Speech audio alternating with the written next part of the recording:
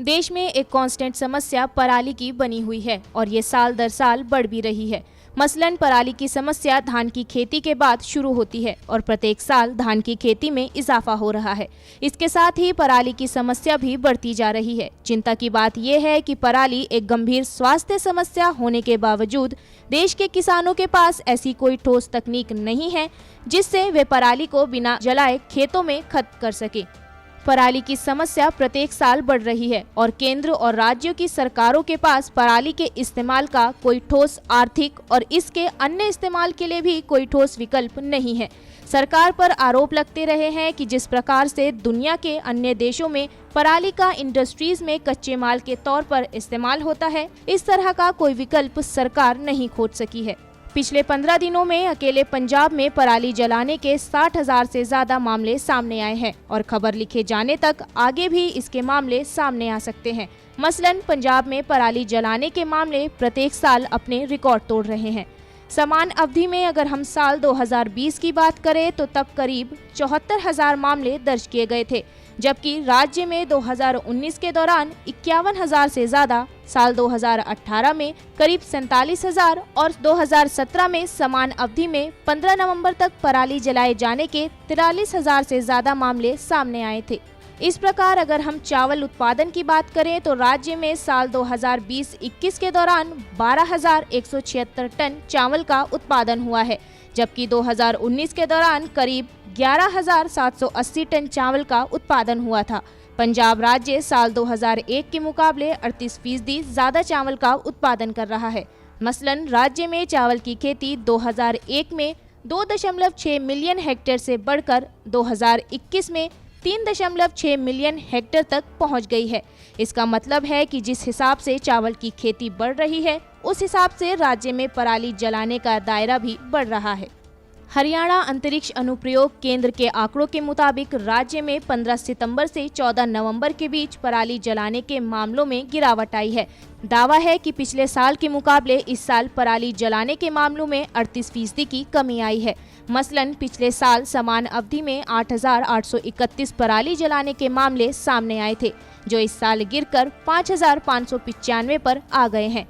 एक अंग्रेजी दैनिक हिंदुस्तान टाइम्स ने राज्य के सरकारी अधिकारियों के हवाले से बताया कि हरियाणा अंतरिक्ष अनुप्रयोग केंद्र द्वारा पता लगाए गए एक्टिव स्टबल बर्निंग की संख्या और बाद में जमीन पर जाकर पता लगाने में अंतर था।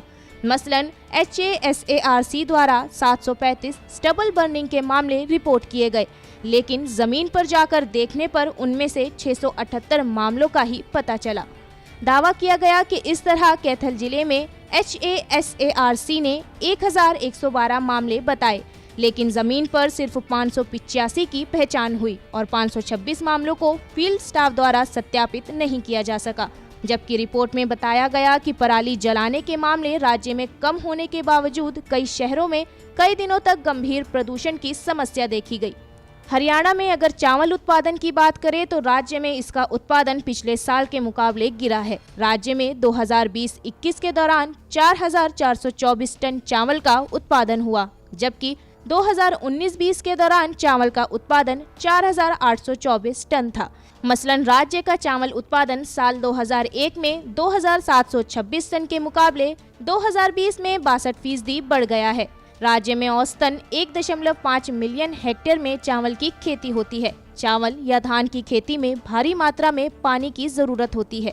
इसको देखते हुए राज्य सरकार धान की खेती को कम प्रोत्साहन दे रही है। इसी साल मई में हरियाणा के कृषि और किसान कल्याण मंत्री JP दलाल ने बताया कि सरकार मेरा पानी मेरी विरासत अभियान के तहत धान की जगह दलहन, कपास, मक्का और बागवानी फसलों का विकल्प चुनने वाले किसानों को 7,000 रुपए प्रति एकड़ का प्रोत्साहन देगी। जाहिर है कि इससे पराली की समस्या भी कम हो सकती है। दरअसल धान की खेती का समय भी पराली की समस्या का कारण बनता है। पहले धान की बुआई मई महीने में ही हुआ करती थी और सितंबर और शुरुआती अक्टूबर महीने तक इसकी कटाई हो जाया करती थी।